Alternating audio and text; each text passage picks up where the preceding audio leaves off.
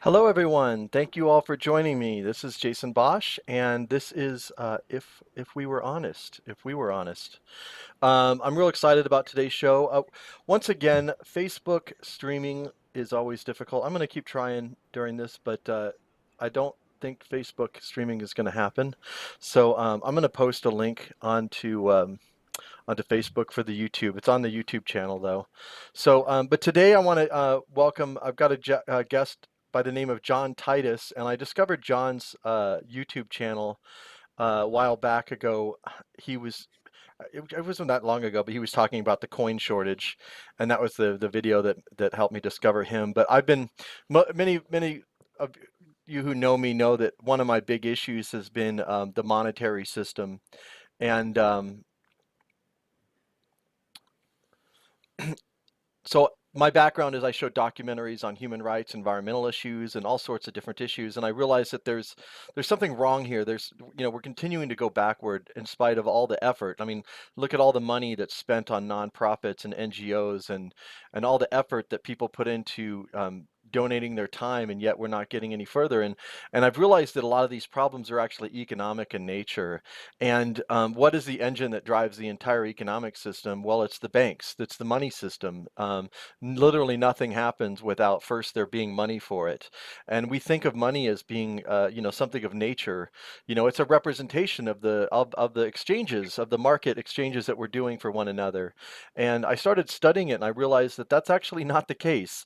That money is a fiction. It's as Aristotle pointed out, it's actually a creation of law, not by nature, and that they can create as much of it as or little of it as they want. And so why is it that our entire society is contorting itself to serve the interests of these banks and these money creators at incredible devastation around us? And so I got a little frustrated within my community because all the people that are activists that are concerned about the environment, they're concerned about poverty, about war, but they won't study the money system. I'm like, I come to realize like you literally cannot solve this problem. And I just realized, there we go. Sorry about that. I was looking at I was like, oh, I had the wrong camera up there. And I can get rid of this too. See, we're, we're, we're not, oh, we're not ashamed to be somewhat amateurish here because we're human, right? But I realize like all these problems that people are concerned about, they literally cannot solve them without us changing the monetary system. There's no way around it. And so, you know, I've been studying it. There's only a handful of people that are even looking at this thing. And so I was really grateful to find John's site, and it's his YouTube channel is called Best Evidence. And let's see if I think I have that up here. Oh, I haven't. I'll bring it up here in a minute. But I want to just bring John on. Hey, John, how you doing today? I'm good, Jason. Thanks for having me on. Thank you for joining me. So, you've got a background in engineering, correct? Right. That's how I started. I picked careers, and the powers that be decided that career's no longer worthy, and I have to go to another one. And Uh, litigation is that's another interest. That's an interesting yeah, career number combination. two was lawyer. Once I realized that the factories are all going to go get shipped away, I was like, well, I'll be the best paper pusher I can be. I went to law school. I became a patent litigator. We litigated patents on behalf of inventors and on behalf of companies. Mm. That was number two, but that one's been destroyed. Now I've learned how to make videos, but I make pennies doing this. But I have more fun, and I'm free. It's always a balance because I have friends who have made really good money, but they don't have any time to enjoy it. And then there's me. I have like a lot more time on my hands, but I'm broke all the time. So Yeah, it's a trade-off. Like ideally it would be nice to have some sort of like middle ground where you have a little bit of resources and you also have time on your hands to do the things that you're passionate about. But so you had from talking to you yesterday, you were telling me that you had kind of a certain idea about how the world worked, and yeah. that was kind of shattered at some point. I was just asleep for a very long time and believed everything I read in the textbooks and everything I saw on TV, basically. And I had been very much geared toward, make money. That's an important thing to do in your life. Make as much money as you can. That's what you want to do. And that's what I did. And then in 2008, really in 2007, I started to notice some cracks in the system, and the things that I was seeing on TV were in direct conflict with what I was seeing on the ground. And in particular, the best example was I had a really good friend who was a stand-up comic, and he was on the road all the time. I would very rarely see him. And in 2007, he's hanging around our neighborhood in Chicago all the time. And the guy's name is John Fox, the late John Fox. He died in 2012. And I said, Fox, what is going on? Why are you, I mean, I'm glad you're around, but why? What's going on? And he said, comedy clubs are closing, and the ones that are still open, the 4-day gigs are now 2 days, and Wednesday and Thursday are now karaoke. And I said, why is that happening? And he said, no one has any money. And I'm like, wow, that's not what I'm seeing on TV. TV, the stock market party's still going. And at that point, I start to watch. I mean, I had always watched the financial markets, but now I began to watch them very skeptically. And I knew by reading and digging in, the banks were up to no good. And a lot of times they were perpetrating criminal frauds, particularly in the mortgage-backed security space. And then 2008 rolls around. I figured, okay, the crisis is hitting, and the debate becomes, do we bail out these banks? And I, believing the meritocracy version of the U.S., publicly, I'm telling all my friends, there's no way these bailouts happen. There's no way they go through. That's not how this country works. It's a survival of the fittest. These banks are going to get crushed, and new banks will grow up in their place. And some, people who have more experience than I, and who saw the world more for what it was than what they wanted it to be, said, they're going to get bailed out. You better get used to it. And when banks did get bailed out, I was displeased and had a meltdown, which basically went on for years. And it got worse as the bad behavior of the banks came out more and more. And then they were ginning up evidence to, to basically pursue foreclosures and steal people's houses on a mass scale. I get even more upset. So anyway, that's kind of how I got to this place where I'm making videos about how the banks operate.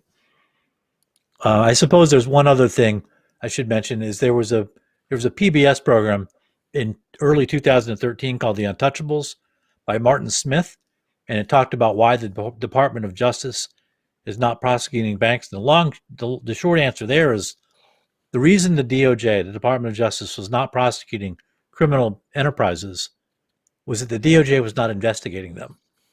And that is a very, very serious thing, because if you are an entity, a commercial entity or otherwise, and you have criminal immunity, which is what those banks have, you're basically the sovereign power in the country.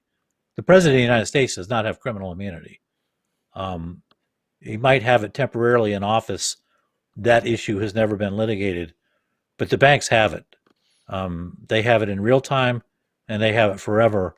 And that's what came out of that Untouchables program on PBS on Frontline. And that's when I really started to focus my efforts to make videos. And I really decided, you know what, I'm gonna start making videos with my own hands. By that time, I had already produced a documentary, but I had hired a crew to make the documentary. It was called Bailout. I wrote it, and I co-wrote it with my comedian buddy John Fox. But I didn't know how to turn on a camera, so I hired people to do technical stuff. It was very expensive.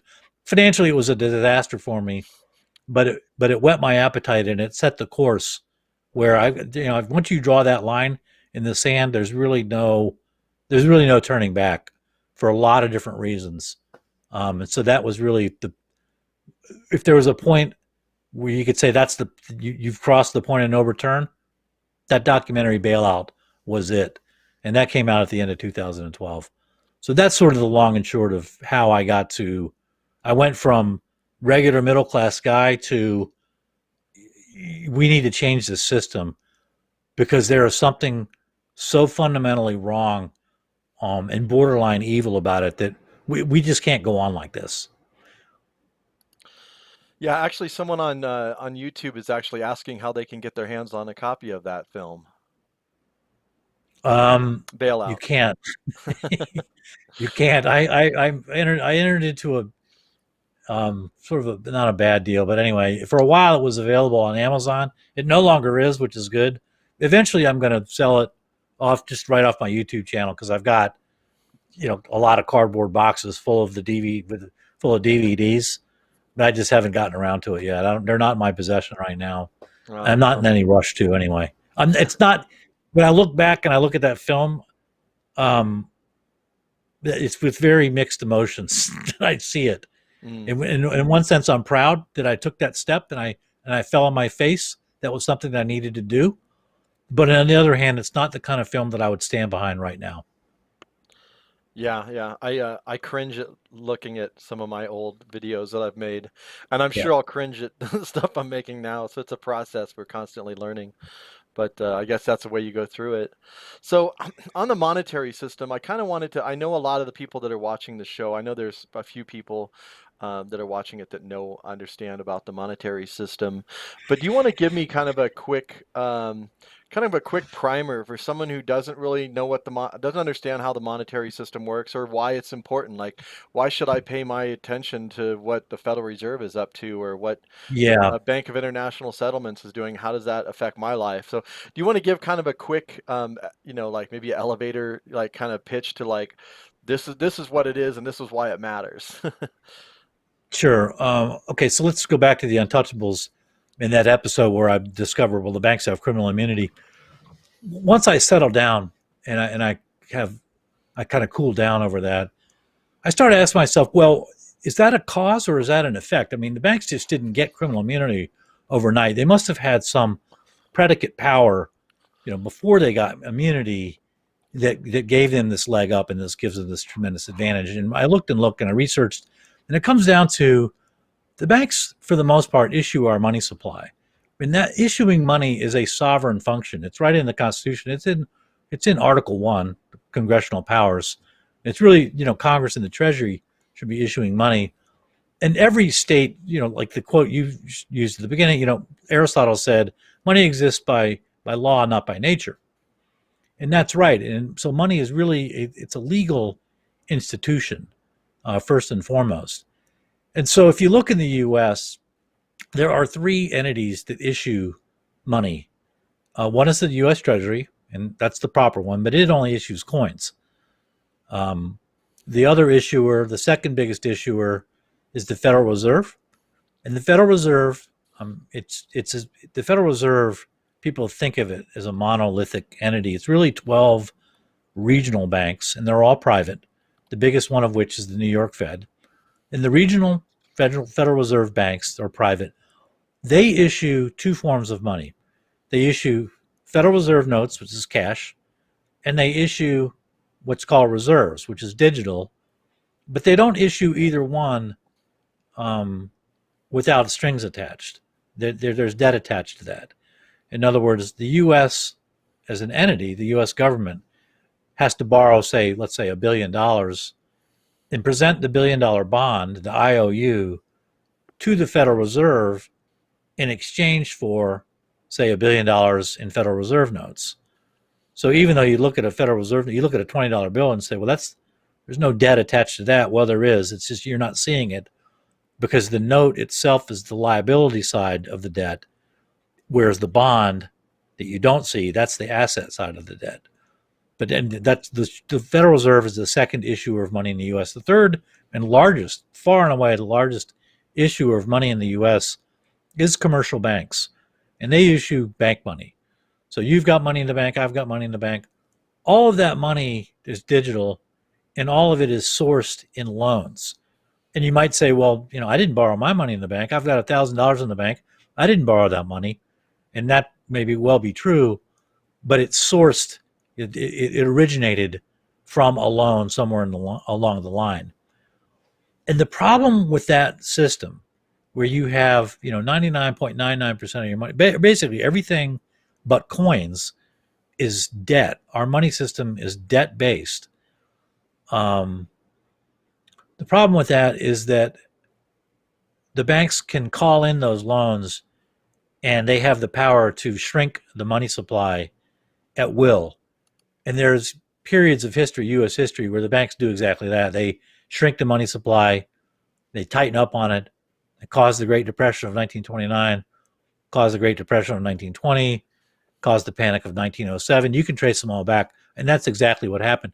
Is the money supply shrinks. In 1929, the money supply shrank by 30% to 1933, and that's what a depression is. No one has any money, and that's why you don't want to leave money creation in the hands of your private banks, because they're going to use that to their advantage.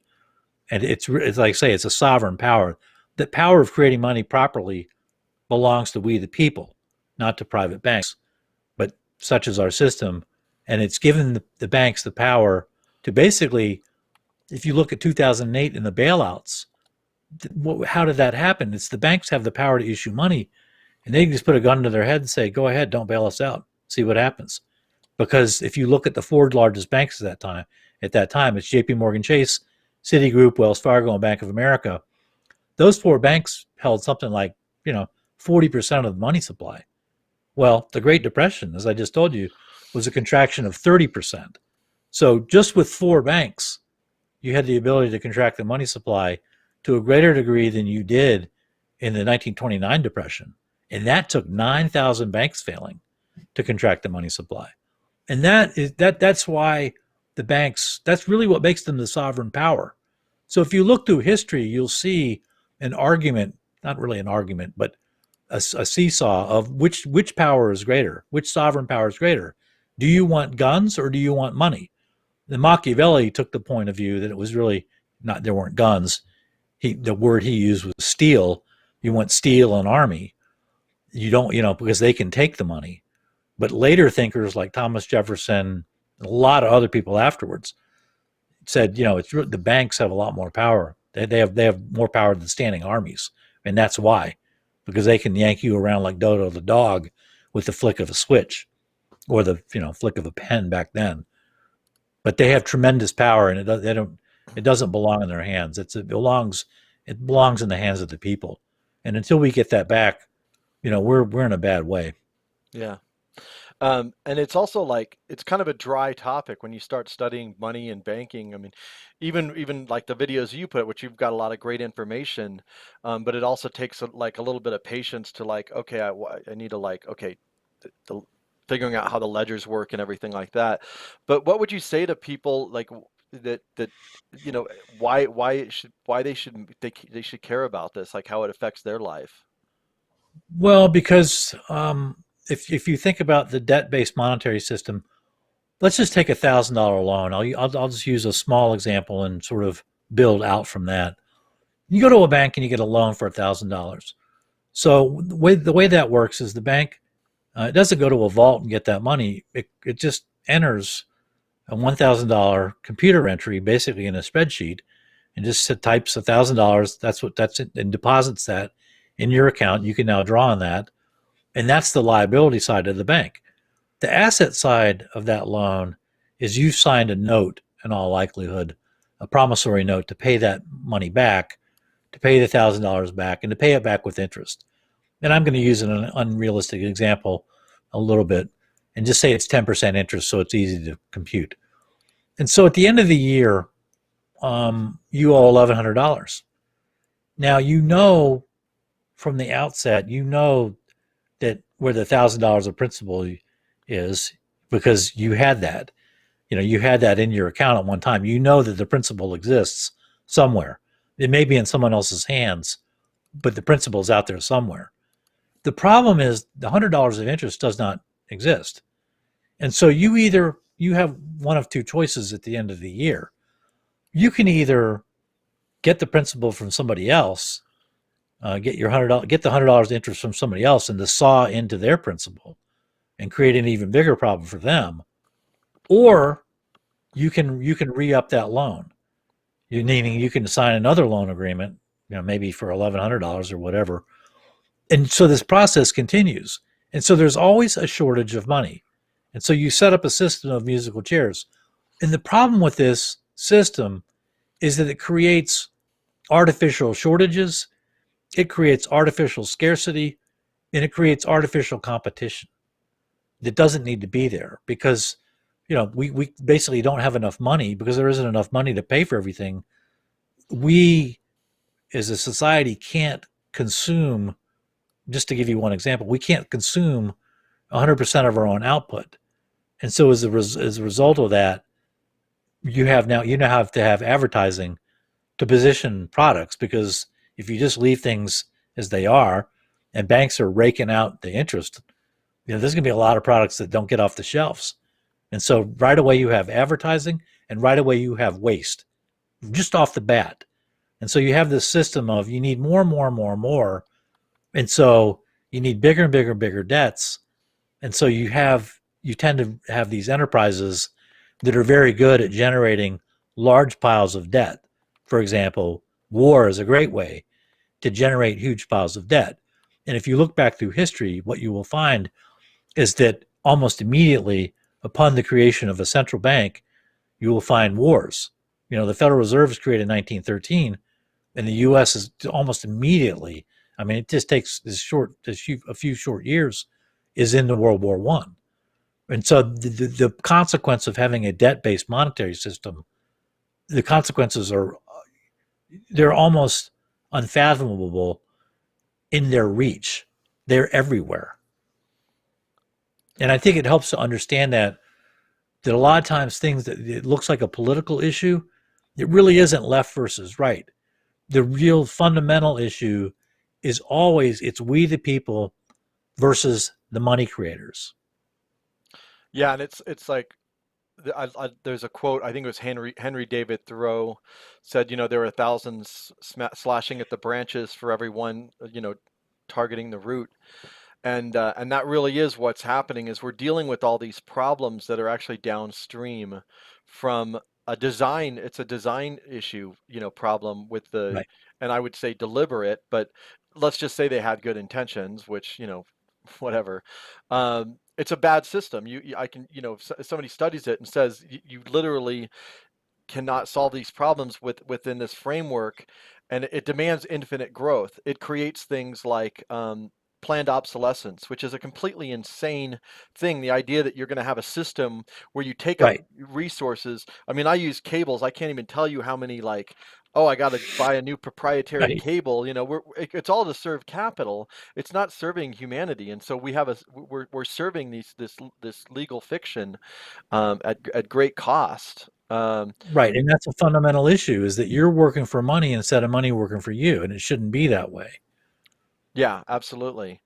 So since you started your journey, like, have you, your friends and family, are they kind of coming along with you? Or, I know with me, I was showing documentaries on all these issues, and pretty much every show, at the end of the show, I would end up start talking about the monetary system, and everyone's eyes would gloss over, and they'd be like, "Okay, we're out of here." But I'm like, "No, you come back. You have to understand that this is where everything comes out of." But how about you? Have you had a lot of success? I mean, you're really great because you really just bring a lot of just hard facts, and it's hard to argue with, what you're saying there. Yeah. Well, I mean, thank you. I work hard and one of the important things to me in doing videos is storytelling. You got to tell a good story.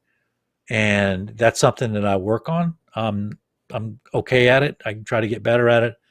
But as far as making inroads with family and friends, I got to be honest, no, because the, the hardest thing about understanding the money system, it's really not learning it. It's unlearning decades of misinformation that have been salted into your brain. And so the hardest thing is to get people on board with the notion that the money comes from debt because everybody has this idea. You go to the bank to get $1,000 loan, Hmm. and the bank just reaches behind it, goes into a vault, and pulls out, $1,000 worth of gold coins or $1,000 whatever. Like that's not how it works.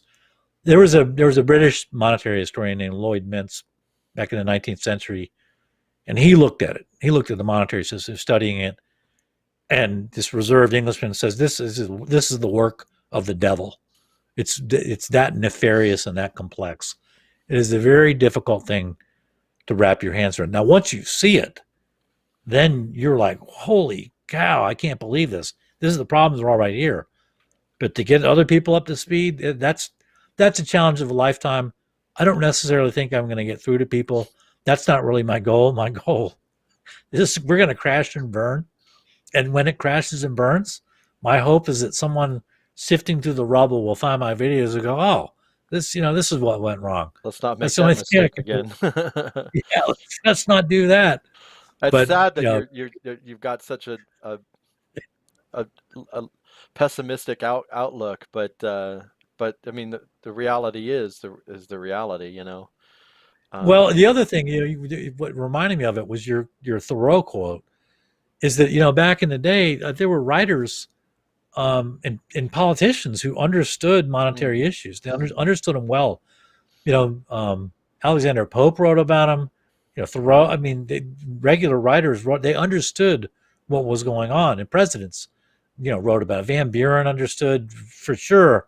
Andrew Jackson understood. Lincoln, even Kennedy. A lot of people understood. Now, the odds that you're going to find a politician who understands these issues is basically zero, and there aren't really any popular writers who are writing about either. It's almost I've so it makes me want to up my game because there aren't many. It's kind of a lost art almost.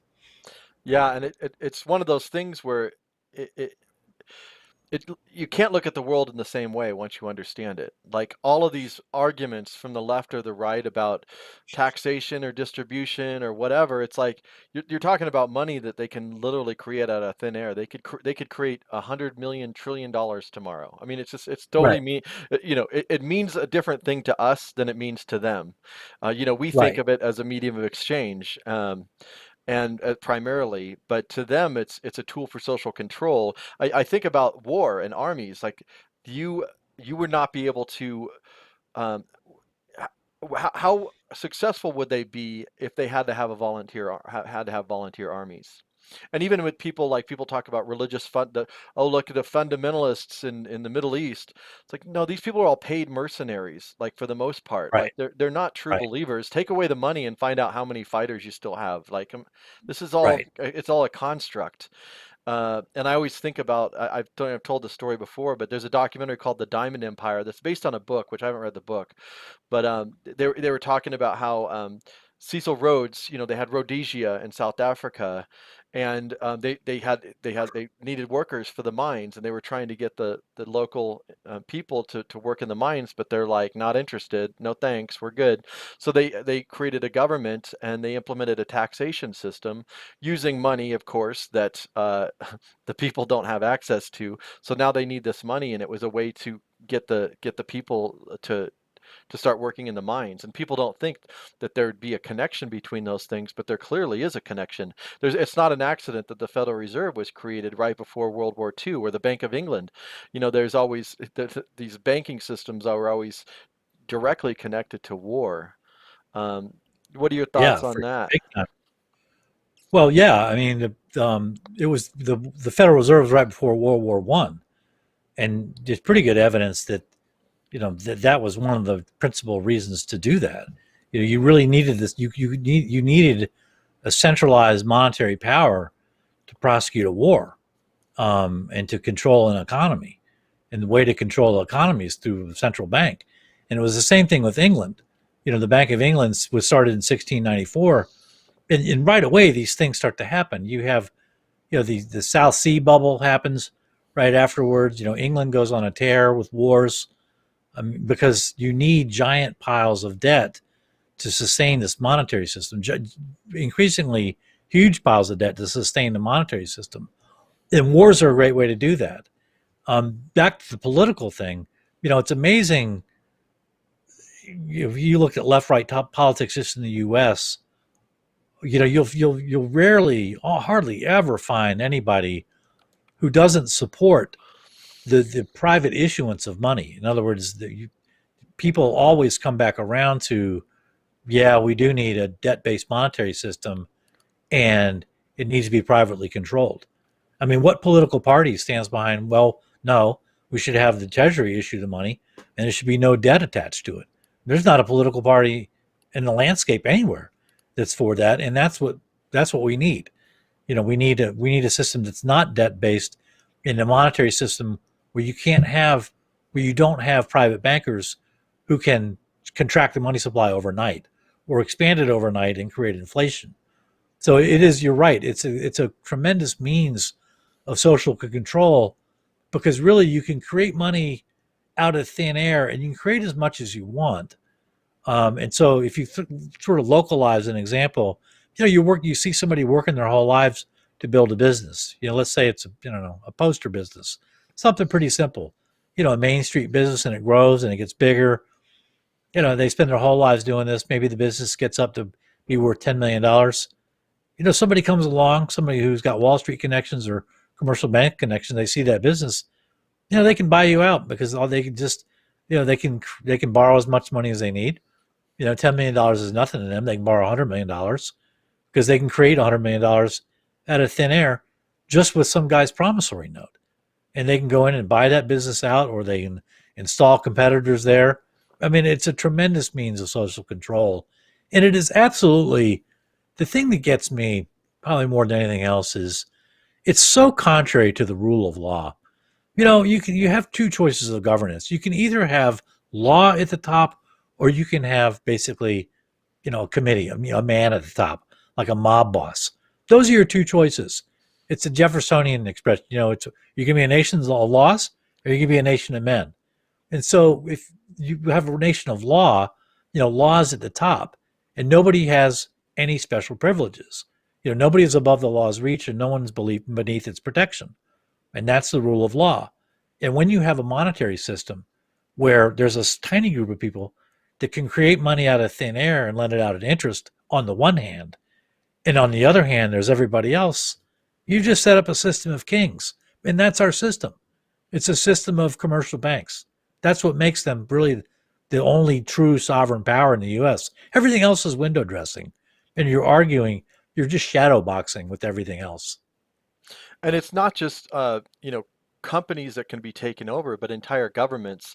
My background was studying, going back studying the International Monetary Fund, the World Bank, and how money will be lent to poor nations. Often they'll be like some dictator that they'll lend a bunch of money to.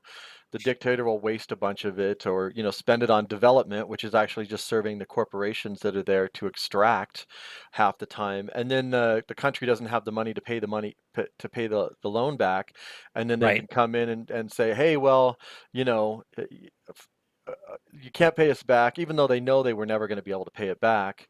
Right. You, you know That was the whole point. you need to privatize all your everything. You need to pass these laws that we want you to pass, and it's a way to control them. And it's a setup from the very get-go. The whole thing was a setup from the Right. very beginning.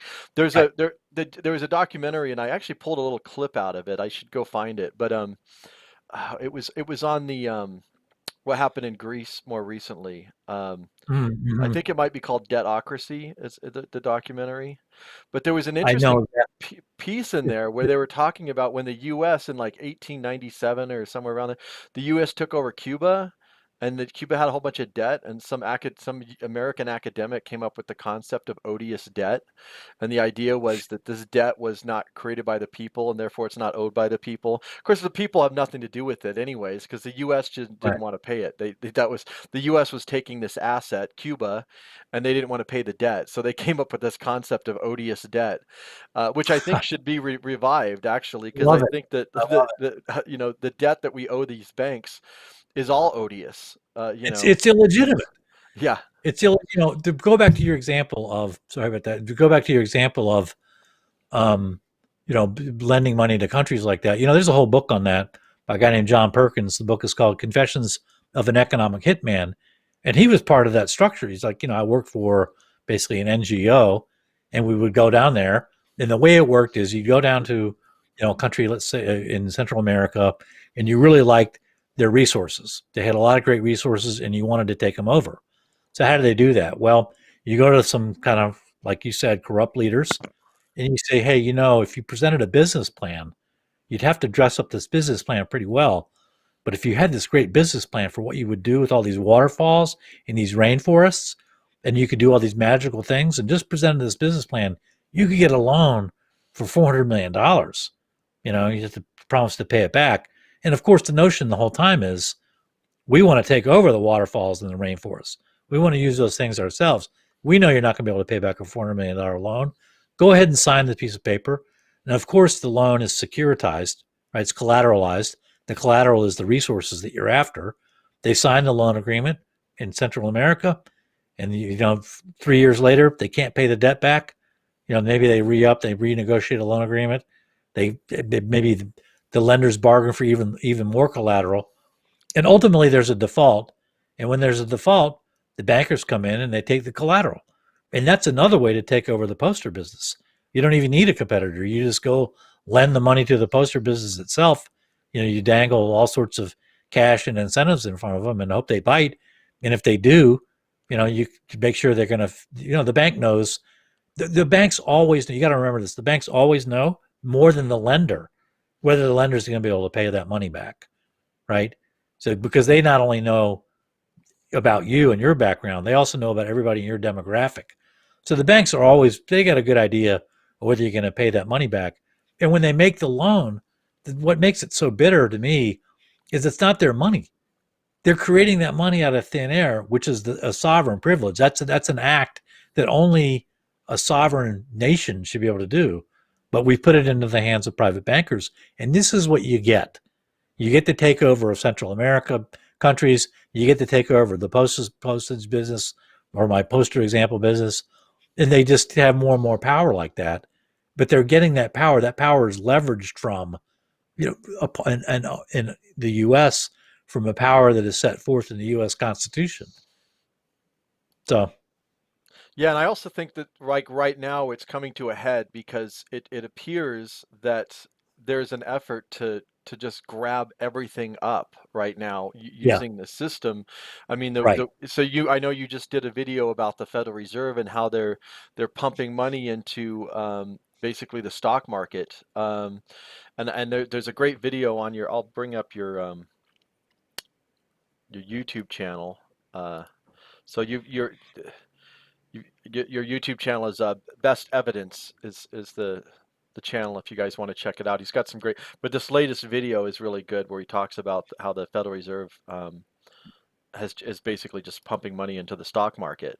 Do you want to Well, say a couple words about yeah, that? Obviously, people can go watch the sure. video So for the longer explanation. so there's kind of been a running debate since 2008 about when the Fed creates reserves. Okay, so what the Fed's been doing since '08 is they print money out of thin air called reserves, and they hand them the money to a bank or to a financial institution in exchange for an asset. And a lot of people on both sides of the aisle, left and right, are like screaming bloody murder about that. Like, wait, you're bailing out these banks. You're buying out assets. That's not the bank went out and bought a dead cow. That's the bank's problem. You're paying full cow prices for a dead cow. That's what's going on.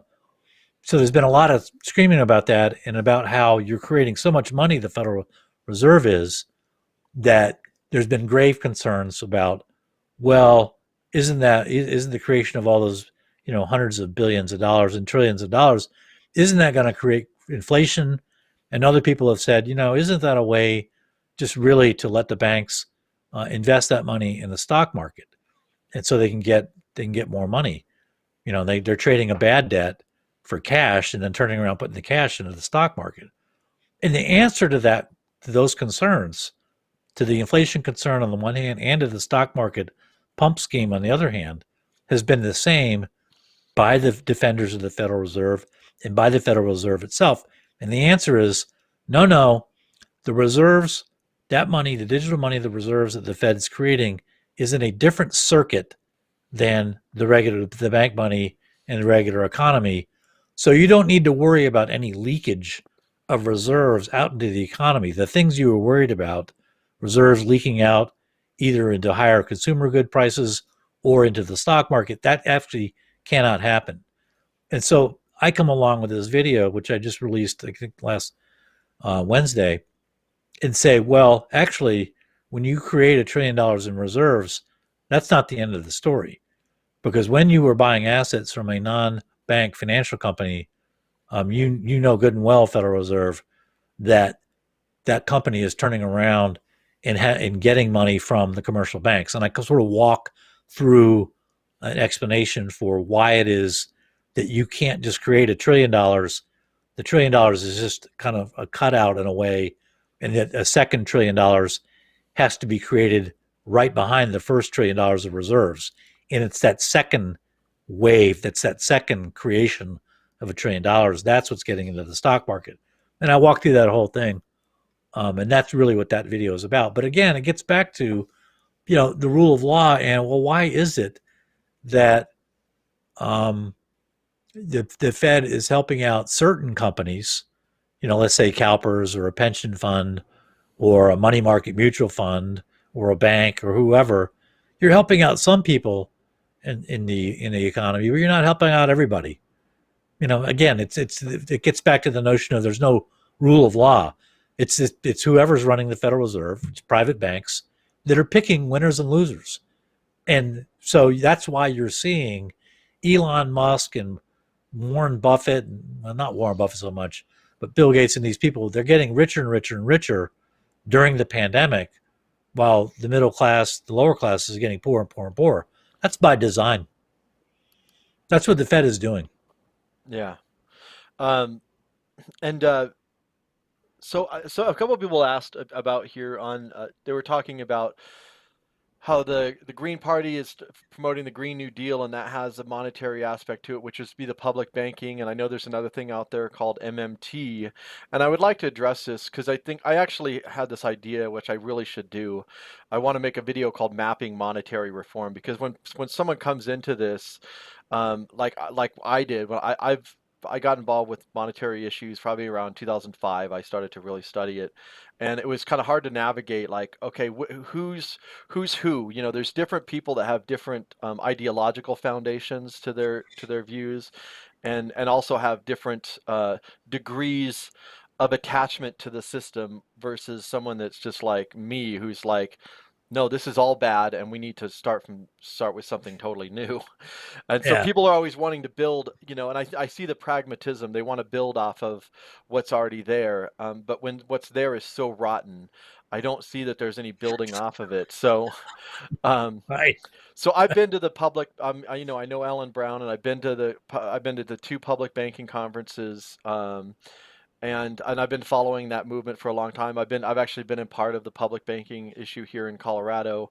But the problem that I have with public banking is that basically it still operates within the Federal Reserve System. It's not dealing with the beast. Right. It's not Right. really taking back the power. It's basically just saying that we want to have, we want cities and states to have access to the discount window, which actually would do some good. It would bring some money in to It would help be make an some, improvement. right. It would be an improvement, but you're still giving all the keys to your enemy, Right. essentially. I mean, the people that are Right. running the show are like, I hate, I don't know what other word to use than evil. Even though I'm not a Right. religious person, and I know that's kind of like what that word means, but it's really diabolical what they do, and it's anti-life, it's anti-human, and Right. I It don't is believe that. anti-human. Yeah, and I don't believe that we need to let them have any power at all. Like people should have the power to create money, and we should like totally. I believe it. I think public banking could be a good thing if it were designed right, but it can't be under the Federal Reserve System. It cannot have interest, and there's a lot of debate within the Right. community about this. But when you create interest money with interest as a debt, you've already set yourself up for failure. And they claim, well, we're going to spend some of this money back on public services, and that might happen, and that's good, but it's also taking away from other people that are getting that money. It's creating an imbalance right from the get-go. And also, like, I don't trust Yes. politicians to do the right thing.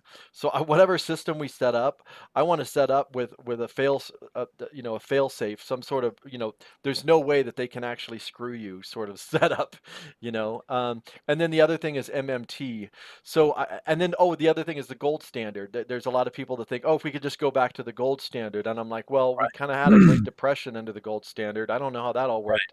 So do you want to just maybe say a few words a little bit about like Yeah. some of the different camps within the monetary reform movement? Like me, I'm very concerned about ecological environmental issues, and a lot of the libertarian approaches and the Mises and the Austrian school don't seem to have that built into their design solutions. But at the end of the day, I want people to start learning about this, and like even if we disagree, we can have a conversation and say, well, I don't know about that, but what about this? Like actually have that conversation. But do you want to kind of share your thoughts on all that? Yeah, I'll just sort of walk through. There's a lot to unpack there, but let me just kind of sort of go through it one by one. This sort of new green movement. Right off the bat, I will tell you, I looked enough into that to see the name Mark Carney prominently featured. Mark Carney is a former governor of the Bank of England. He's actually the former governor of the Bank of Canada, I believe. And he was also at one time until 2018, I think, he was the head of the Financial Stability Board in the Bank for International Settlements. Mark Carney is a Goldman Sachs former executive, and wherever you see his name, it's just bad news. I did a documentary on my channel called "All the Plenary's Men." I have a section in there that of Carney testifying before Parliament, and it takes me a while to unpack it because he's a professional liar. But wherever you see Mark Carney, you're going to get lies, you're going to get obfuscation, and you're going to get things twisted around. And Goldman Sachs and the gang is going to end up richer, and you're going to end up poorer. So I'll just say that when I see Carney's name, I know that there's big trouble. Also, on your channel, I've seen you had Corey Morningstar, and she has done some phenomenally good work, investigative work into this sort of corporate green movement. It's sort of the corporate green movement is really designed to put a smiley face on to an iron fist that's going to punch through your face and going to rip you off, and it's going to destroy things, and it's going to destroy the environment. But if they can co-opt it and then get people in there to get behind them, that's ideally what they're going to do.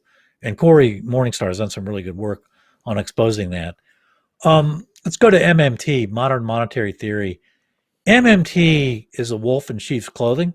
It sounds good. Again, it's a smiley face on the iron fist. MMT's job is to get you to come back around. And ultimately, MMT is going to come out and say, you know what? Everything's fine.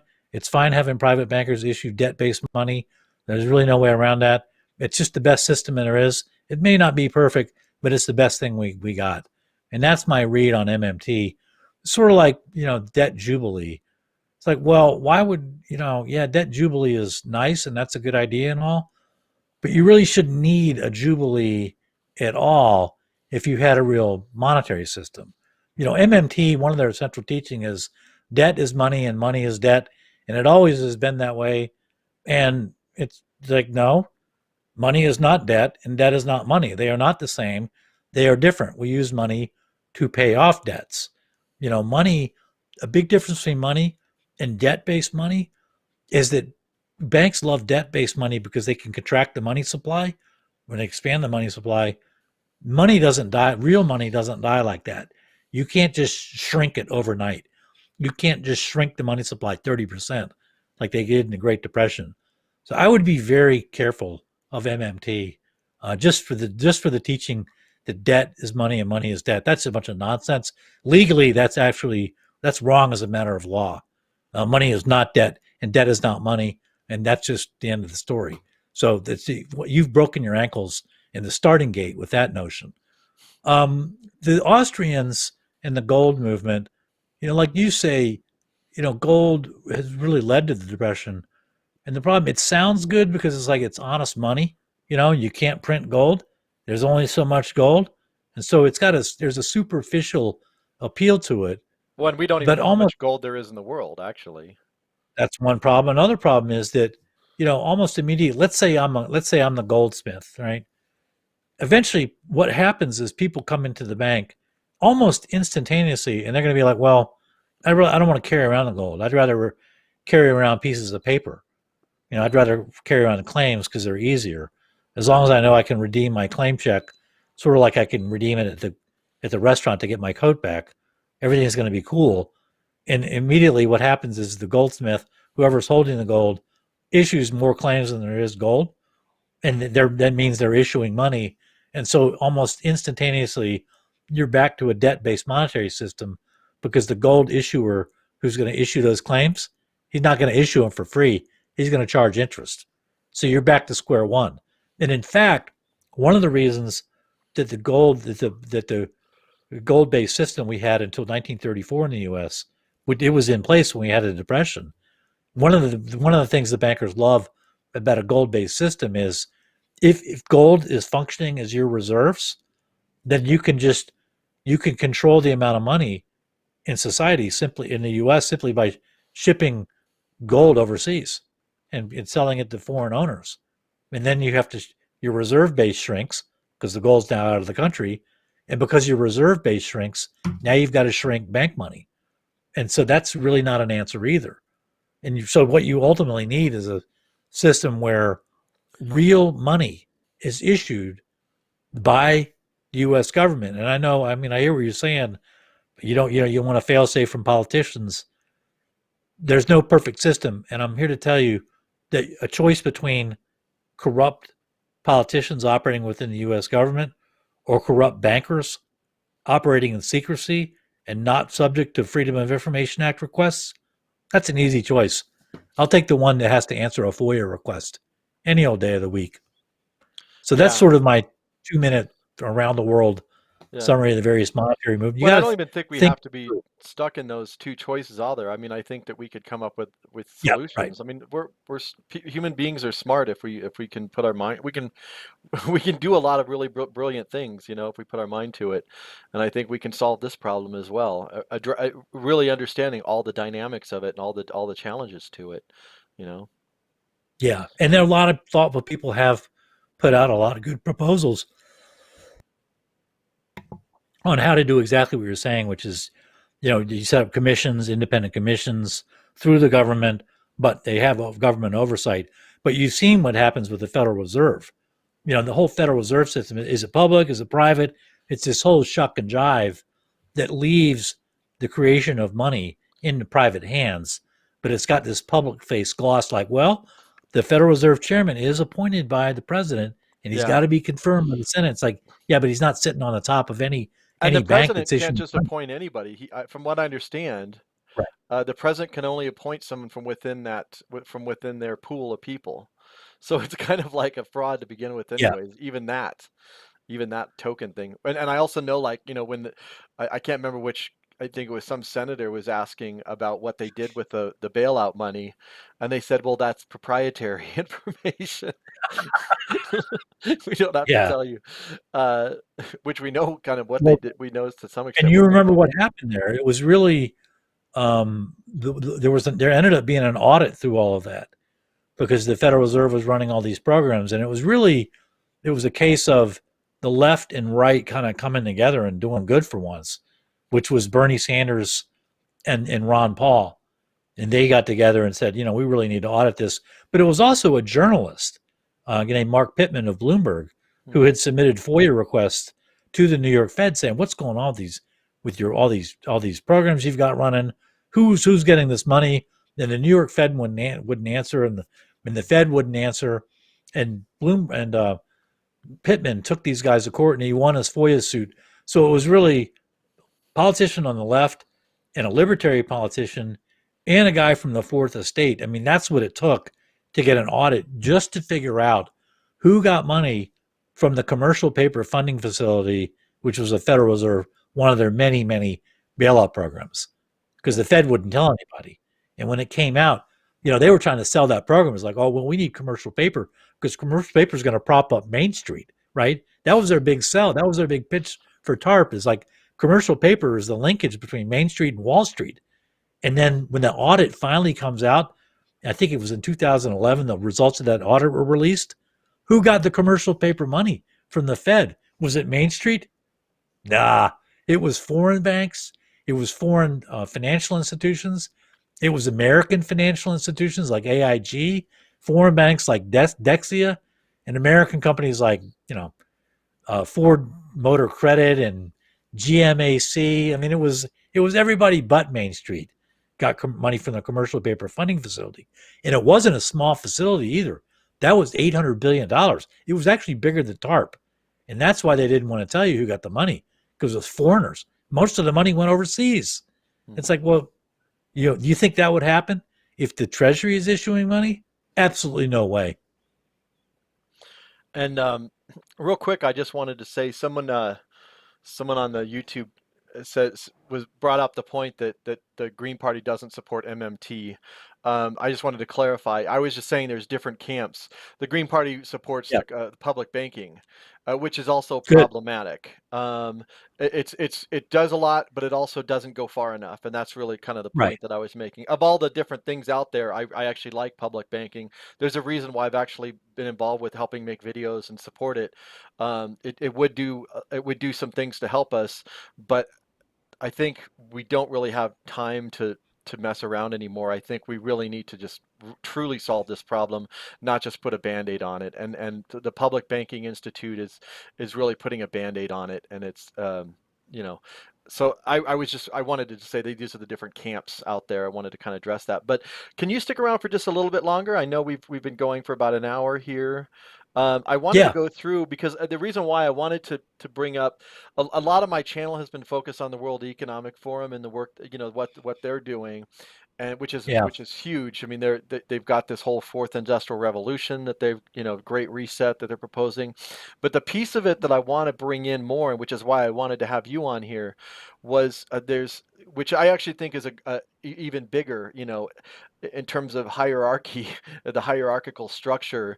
It really the foundations in these corporations are not as high as the banks in terms of actual right. power is concerned, and so a lot of the focus has been on the work that World Economic Forum is doing, but I also want to pull Yeah, in to this piece of the puzzle, what the Bank of International Settlements is up to, and the Bank of England, and these right, financial institutions, because they're really the ones that create the fuel that drives the whole thing. Like none of this happens without financing.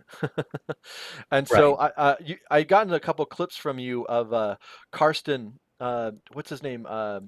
Augustin Carson is the GM, general manager of the Bank for International Settlements. And just so people know, the U.S. central bank is the Federal Reserve, and you have other central banks. The Bank of Japan is the central bank in Japan, the European Central Bank, Bank of England. There's all these central banks. The head of them all, or at the top, is the Bank for International Settlements. That's the central bank of central banks. And Augustin Carstens is the head guy at the BIS. So I thought I would just we go. I'll show a clip, and then have you talk a little bit about it, and then I'll show. I have three clips. Yeah, Do you want to do that real quick? yeah. That's good. Let's go through those. Okay. First of all, CBDC will always be a national decision. It's a sovereign decision. It will be the third type of liability of a central bank, and therefore it will respond primarily to domestic circumstances. So I don't know Okay. if people can follow that. It's a little bit like you want to just kind of just Yeah. real Let me. quick I'll say just sort of set. yeah. Yeah. Sort of set the table here. That's Augustin Carson's playing good cop there. He's going to be bad cop in a minute. That's good cop. What he said is factually correct. He wants to say it's a sovereign decision because he wants everybody to know. Well, the U.S. can decide whether or not it wants to have a central bank digital currency, and England can make its own decision, and so on and so forth. And when he says it's the third type of liability, that too is accurate. At the outset, I was saying, at the Federal Reserve issues cash. That's one type of liability. Federal Reserve notes, paper. And the second type of liability it issues is reserves. When Carson says it's a third type of liability, what he means is that everybody, let's say in the U.S., for example, would have a digital wallet, and the money supplier of that wallet would be the Federal Reserve. And so there's 330 million of us. Let's say every wallet has $1,000 in it, so that's $330 billion. That would be the liability to the Fed, $330 billion in our example, and the asset would be it would be a $330 billion bond. And that's what he means when he says it's the third type of liability. He doesn't walk through it that much, but that's easy. That's sort of like just the ABCs of central bank digital currency. That's all he's saying there. But there's two other clips that you should pay very close attention to these next two clips. Okay, and then let's see here. Now, in all our analysis on CBDC, in particular for the use of general use, we tend to establish the equivalence with cash, and there is a huge difference there. For example, in cash, we don't know, for example, who's using a $100 bill today. We don't know who is using a 1,000 peso bill today. A key difference with the CBDC is that central bank will have absolute control on the rules and regulations that will determine the use of that expression of central bank liability. And also, we will have the technology to enforce that. Okay, now the gloves are coming off. Okay, so you heard what he just said. The problem with the $100 bill is we don't know who's got the $100 bill, and we don't know what they're spending it on.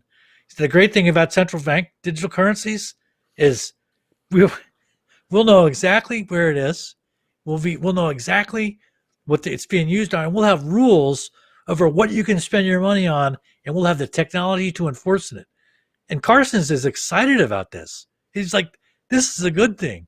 It's like, this sounds like a nightmare to me. But there's another clip that he goes on a little bit more. Now, in all our analysis on CBDC, in particular for the use of general use, we tend to establish the equivalence with cash. And there is a huge difference there. That's for the second example, in clip. cash, we don't know, for example, who's using a $100 bill today. Therefore, I think this lends itself to design carefully CBDC in such a way that they will not be a vehicle for fragmentation, for financial instability, and for spillovers. Therefore, I don't think that by themselves CBDC is a threat to the international monetary system. For example, in the issue of currency substitution, if an advanced economy issues a CBDC and somebody in a third country wants to use it, it will require the consent of the central bank of the residence of that person. Therefore, the degree of control will be far bigger. Now, this I think it's good news, because I think that it really provides the ground for us to think on how can we use CBDC to really obtain these higher objectives of facilitating payments internationally. How are we going to make them to reduce costs, to enhance inclusion? How are we going to make this route run smoothly? Who is using a 1,000 peso bill today? Whoops, sorry, let me come back to you here. There we go. Yeah. Sorry about that. Okay, so there you go. What he's saying there, sort of roundabout way, he says we can. In the previous clip, he said, well, we have the technology to enforce the rules about how this can be used, how your money can be used, how you are allowed to use your money. And there he gives you a little bit of an idea of what he's talking about. He's saying we can decide whether the transaction is going to go through basically based on higher objectives. And it's like, well, that's like inclusion was the example he used. So it's like, well, that sounds like you're just going to make up goals on the fly and decide willy-nilly, what we can use money on and what we can't use money on. right? There's no standard. The standard is whatever we say it is right now, right? So if you think back to the pandemic, early on, sort of in the pandemic, you had Fauci comes on 60 Minutes and says nobody should be wearing masks, nothing to worry about. And within a few weeks, he's like everybody should be wearing masks. So it's like, well, it's A one day, and it's not A. It's the negation of A the next day. Just imagine that now with money. One day you can spend money on flowers, and the next day you can't because of reasons X, Y, and Z. It's a system of total monetary control by private bankers. That's what he just said there. Yeah, and so why should it matter? No, it's pretty insane, like what they're proposing, and it's such a radical shift in power, and I always look at like how power is distributed. Um, what do you think people can do about this? I would. You can certainly write your congressman and say, we're opposed to central bank digital currency. Um, but you need to watch these guys. They're rolling ahead with this no matter what. Now, that said, Jerome Powell, the chairman of the Federal Reserve, he knows that there are some issues with central bank digital currency in the U.S. And you could see that from that conference. What the clips we just watched were from October of this year, 2 months ago, and there was sort of a roundtable discussion, and Jerome Powell was part of that discussion. It was hosted by the IMF, and it had there was cross border payments was in the title. You can find it pretty quickly. But Powell, the things Powell was saying reflected the fact that he understands it's a major legal leap forward or backward. It's a major legal change for the U.S. to implement a central bank digital currency. So what I'm saying in a roundabout way is this battle is not yet. It's early on, and its outcome is not foreordained. So this is something. If you want to raise hell about an issue, this would be a good one to raise hell at, because it's going to end up with you're going to have no say over your own money. And at first you're going to have no say at the national level. I mean, then it's going to get worse, because ultimately it's going to go to a single reserve currency issued probably by the Bank for International Settlements, and they will call all the shots. And you'll have no representation through Congress at all. We'll be back to pre-1776, just like that. Wow. Well, thank you so much, John. And I want to make a clarification. I noticed a comment on the YouTube. Sue had mentioned that she's with the American Monetary Institute and also the Yeah, Alliance, I love that. yeah, Alliance for Just Money. And I've done a lot of work with them, and they're really great people. And I think Big they're fans too. Really like AMI. yeah, AMI. Let's see here. I've got here's their website. Monetary.org is their website. And also I highly recommend reading the book by Steven Zarlenga, The Lost Science of Money. Really great Yeah, book. let me tell you a story real quick. Yeah. I started doing this when I got into monetary issues. I had a guy reach out to me on the channel, and he knows this guy works in like the plumbing of the monetary system. And I go to him and I say, well, how's this work, or how's that? Well, this guy knows the score. And we were talking one night on a Zoom call or whatever, and I said, so what do you read? What's like the ultimate authority? He said this, and he holds up The Lost Science of Money by Zarlenga is the Bible. Yeah, it's a pretty intensive book. I mean, it's not a light read, but you can No, learn. Yeah, you'll no. get an education with that. And then there's another group that branched off from them called the Alliance for Just Money. That their website is, I think, monetaryalliance.org. Let me see here. Yeah, Yeah, monetaryalliance.org is their website. So I highly recommend you guys checking them out. And earlier I was talking about the Green Party supporting um, yeah, MMT. And they said they MMT. didn't. Yeah, so they were saying that actually they don't, but they don't. Good to know. But they also, I guess they are now, and I didn't realize this, that they now endorse the American Monetary Institute's AMI. Yeah, I try to tell people, it's MMT. There's a lot of stuff that's right about MMT. I don't mean to bash them, but I mean, like there's stuff on double entry accounting and that's all right. But they tend to trip up on the most important stuff, like what's sovereignty mean, you know, or what's agency? Is the Federal Reserve really the agent of the Treasury? It doesn't look that way to me. Or debt is money. So it's like on the big issues they're getting the stuff wrong, but on the small stuff they're dead on. But I think AMI they really nail it to my Yeah, way of thinking, my opinion. yeah, definitely.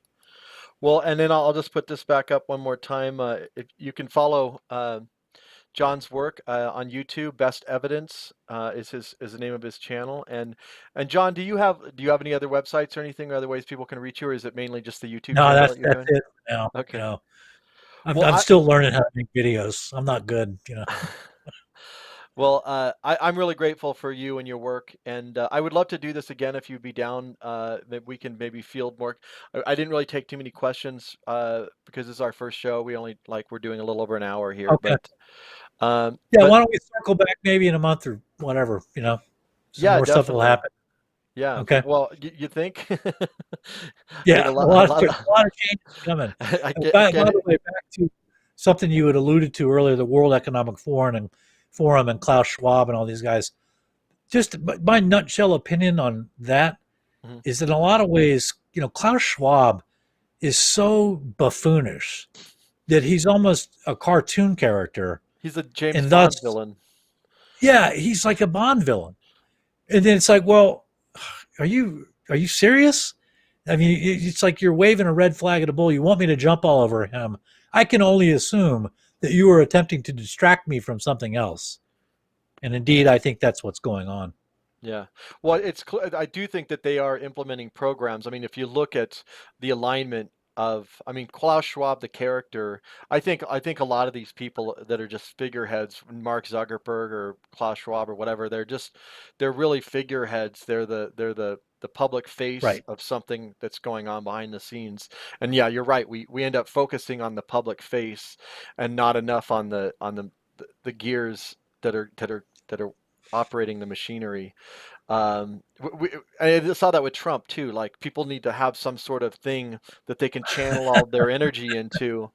Um, it's really effective. It's really powerful. Uh, But it is very effective. Holy cow.